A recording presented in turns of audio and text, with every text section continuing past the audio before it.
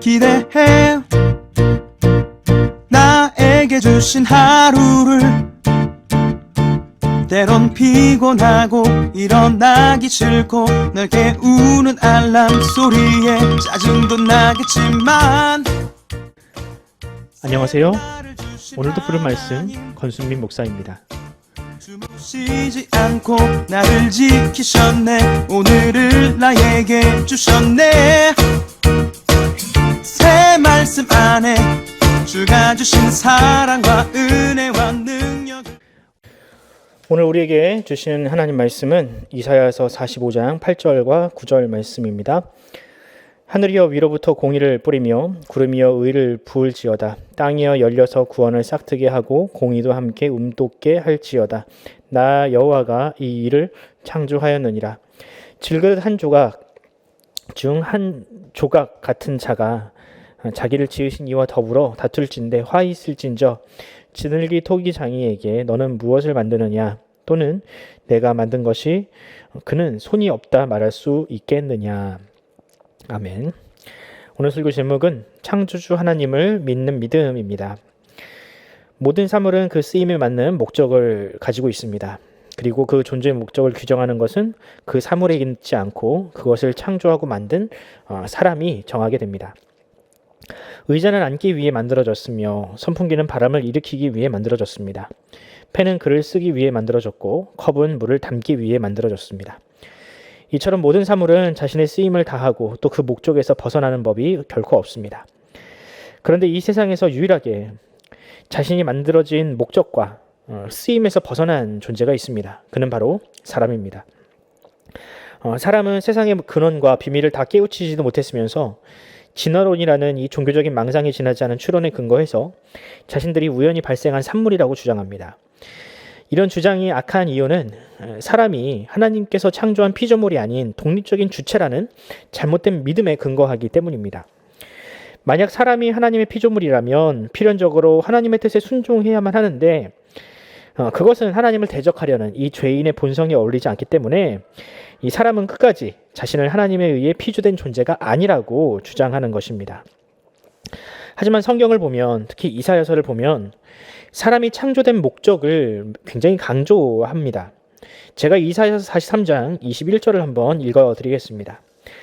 이 백성은 내가 나를 위하여 지었나니 나를 찬송하게 하려 함이니라. 아멘.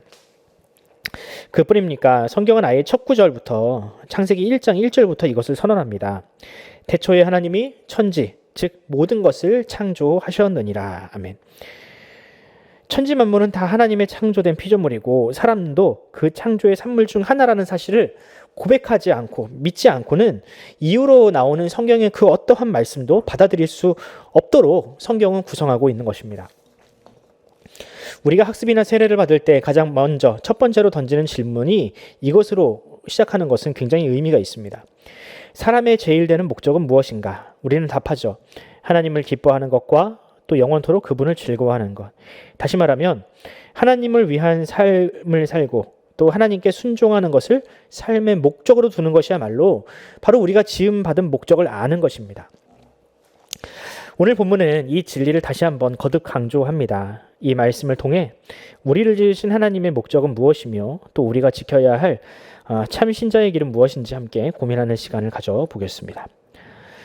이사야의 글을 읽는 독자들은 바벨론으로 끌려가서 포로로 살고 있는 사람들입니다. 그들은 가나안 땅이 아닌 먼 타국인 바벨론에서 태어나고 또 그곳에 교육을 받고 그들이 섬기는 신을 섬길 것을 강요받으며 살던 사람들입니다.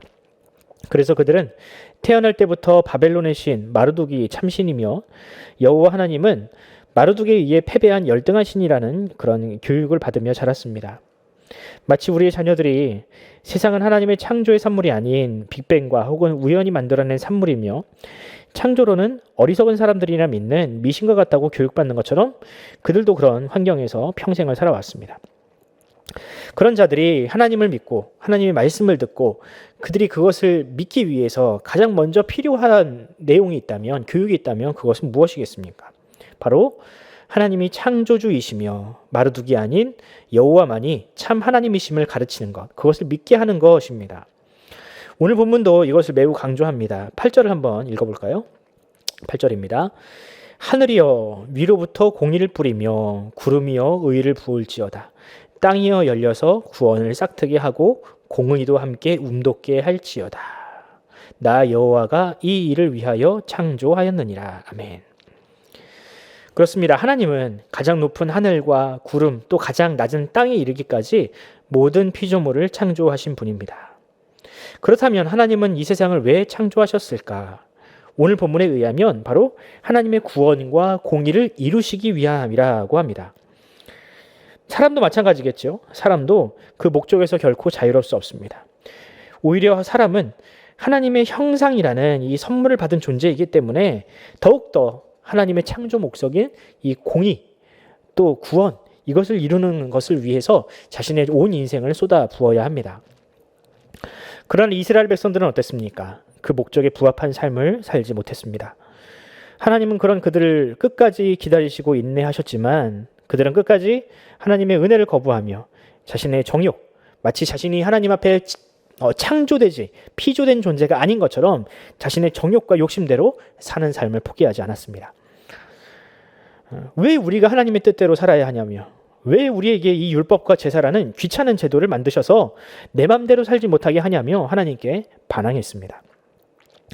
이사야는 이런 반항, 이런 죄악을 마치 질그릇 조각과 같은 인생이 토기장이에게 이렇게 대드는 것 같다라고 비유를 들고 있습니다. 구절을 제가 한번 읽어드리겠습니다.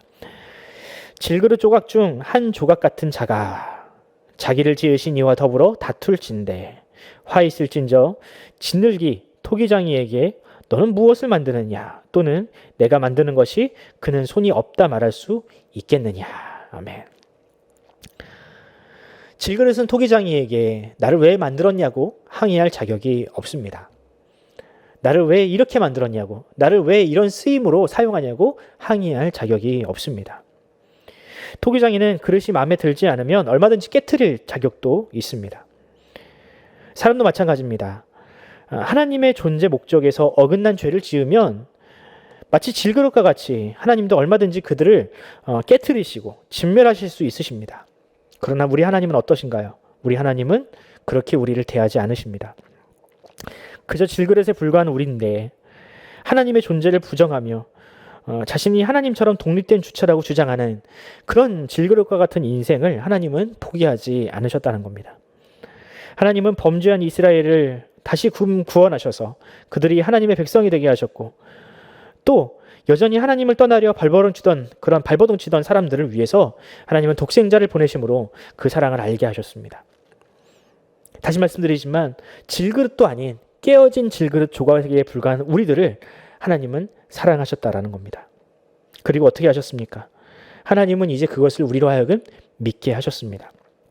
여러분, 이 믿음이 과연 쉬운 믿음일까요? 이 믿음이 과연 작은 믿음일까요? 하나님의 창조주 되심을 믿는 것은 너무나도 큰 믿음이며 너무나도 큰 변화입니다. 그 존재 자체가 다른 존재로 거듭났다는 너무나도 확실한 증거입니다. 왜냐하면 세상은 그것을 거부하기 때문입니다. 세상은 하나님께 종속되는 것을 거부합니다. 하지만 우리는 어떤가요? 우리는 그것을 믿습니다. 여러분, 이것이 얼마나 놀라운 일입니까? 사람은 결코 스스로 가질 수 없는 믿음, 그 믿음을 지금 우리가 가지고 있습니다. 하나님의 선물이 아니면 과연 이것이 무엇이겠습니까? 우리가 하나님의 피조물이며 또 하나님께서 사랑하시는 백성이고 또 천지 온 만물을 동원하셔서 우리를 구원하시려는 독생자까지 아낌없이 우리를 내어주심으로 우리를 구원하셨다는 그 믿음이 있다면 우리가 어찌 이전처럼 살 수 있겠습니까? 우리는 마땅히 하나님께서 우리를 창조하신 목적, 또한 우리를 구원하신 목적, 그 목적대로 우리는 삶을 살아가야만 합니다. 이제는 내가 거룩하니 너희도 거룩하라 라는 그 말씀에 순종할 수 있습니다. 하나님께서 주신 그 사랑을 우리도 세상 가운데 나타낼 수 있습니다. 여러분, 이 사실을 믿으십니까? 우리를 창조하시고 우리를 구원하신 하나님의 뜻 안에서 우리가 사는 것이 우리에게 가장 행복하고 좋은 일임을 여러분들도 믿으십니까? 그렇다면 오늘 하루 여러분의 삶 속에서 하나님을 주인으로 인정하고 그 말씀에 순종하는 삶을 살아보시기 바랍니다. 이웃을 사랑하고 또 다른 사람을 용서하며 용납해 보시기 바랍니다. 하나님은 자신의 창조 목적에 부합하는 그 공의로운 그 사랑스러운 삶 위에 은혜를 더하시고 복을 더하실 줄로 믿습니다. 그런 여러분에게도 그것이 기쁨이 될 것입니다. 바로 우리 모두에게 그런 복과 기쁨이 넘쳐나기를 간절히 소원합니다. 기도하겠습니다. 하나님 아버지, 은혜를 감사합니다. 하나님, 우리가 때로는 내가 혼자서 이 세상에 존재하는 것처럼, 내 인생에 그 어떠한 목적도 없는 것처럼 그렇게 유리방황할 때가 참 많았습니다. 하지만 하나님, 우리가 분명히 기억해야 할 것은 하나님은 우리를 사랑하시고 우리를 창조하신 분이라는 사실입니다. 주님, 우리를 사랑하시고 우리를 구원하신 그 하나님, 또 이 온 천지 만물이 순종하는 그 하나님의 뜻 가운데에서 우리가 살아가게 하여 주시옵소서. 때때로 우리 욕심과 우리의 아집이 우리의 삶을 주도할 때가 있는데 주님, 그때마다 우리의 운전대를 주님께 맡기길 원합니다. 주님, 우리가 죄 가운데에서 낙심하지 않도록 우리의 운전대, 인생의 운전대를 잡아주시고 우리를 그 사망의 길에서 구원하여 주시옵소서. 감사드리며 예수 그리스도의 이름으로 기도드립니다. 아멘. 사랑하는 성도 여러분, 우리가 함께 기도합시다. 오늘 하루 온전히 하나님 내 인생의 주인이 되어 주시옵소서. 내가 지음받은 목적, 내가 구원받은 그 목적에 부합하는 삶의 열매를 하나님께 올려드리게 하여 주시옵소서. 기도해 주시고요. 이제 곧 휴가 시즌입니다. 또 여름철이 되었는데 이 심각한 코로나 바이러스가 종식되고 또 우리가 이것을 이겨낼 수 있는 면역력을 갖게 해주심으로 말미암아 다시 이전의 소중한 일상으로 돌아갈 수 있도록 하나님 하루속히 그날을 우리에게 열어주시옵소서라고 기도하면서 오늘 하루를 시작하도록 하겠습니다. 함께 기도합시다.